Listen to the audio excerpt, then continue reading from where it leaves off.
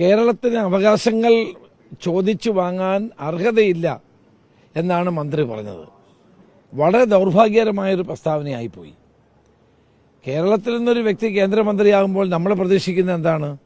കേരളത്തിന് എന്തെങ്കിലും ആനുകൂല്യം അദ്ദേഹം നേടിത്തരുമെന്നാണ്. അപ്പം കേരളം കൈവരിച്ച പുരോഗതി എന്ന് പറയുന്നത് ഈ നാട്ടിലെ ജനങ്ങളുടെ കഷ്ടപ്പാടിൻ്റെയും പ്രയാസത്തിൻ്റെയും ഫലമായിട്ടുള്ളതാണ്. അപ്പോൾ അതിനെപ്പോലും ബഹുമാനിക്കാതെ കേരളം സമ്പൂർണ്ണമായി പുരോഗതി പ്രാപിച്ചു കഴിഞ്ഞു. ഇനിയും കേരളത്തിന് കേന്ദ്രത്തിൻ്റെ ഭാഗത്തു നിന്ന് ഒരു ആനുകൂല്യവും അല്ലെങ്കിൽ ഒരു പദ്ധതിയും അർഹതയില്ല എന്ന് പറയുന്നത് തികഞ്ഞ തെറ്റായ നടപടിയാണ്. അതൊരിക്കലും അംഗീകരിക്കാൻ കഴിയില്ല. മന്ത്രി ആ പ്രസ്താവന പിൻവലിച്ച് ജനങ്ങളോട് മാപ്പ് പറയണം.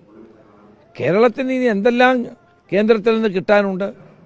റെയിൽവേ വികസനത്തിൻ്റെ കാര്യത്തിൽ, വ്യവസായങ്ങളുടെ കാര്യത്തിൽ, മൊത്തത്തിലുള്ള പുരോഗതിയുടെ കാര്യത്തിൽ, മാത്രമല്ല വയനാട്ടിലുണ്ടായ ദുരന്തത്തിന് പോലും കേന്ദ്ര സഹായം നൽകുന്നില്ല. അതുപോലും ചോദിച്ചു വാങ്ങുന്നതിനെപ്പറ്റി മന്ത്രിക്ക് പറയാനില്ല. പറഞ്ഞില്ലെങ്കിലും കേരളീയരെ അപമാനിക്കാൻ മന്ത്രി മുന്നോട്ട് വന്നത് ശരിയായില്ല എന്നാണ് എൻ്റെ അഭിപ്രായം.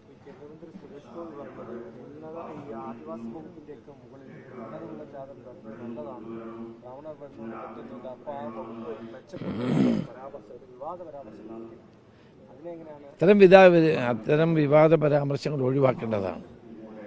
ഏത് മന്ത്രിസ്ഥാനത്തും കിട്ടിയാലും ആ മന്ത്രിസ്ഥാനം ഉപയോഗിച്ച് കേരളത്തിന് നേട്ടങ്ങൾ ഉണ്ടാക്കുക, കേരളത്തിലെ ജനങ്ങൾക്ക് പ്രയോജനമുണ്ടാക്കുക എന്നുള്ളതാണ് ഒരു മന്ത്രി ശ്രമിക്കേണ്ടത്. ഇപ്പോൾ 2 കേന്ദ്രമന്ത്രിമാർ കേരളത്തിൽ ഉണ്ടായപ്പോൾ ജനങ്ങൾ പ്രതീക്ഷിച്ച എന്താണ്?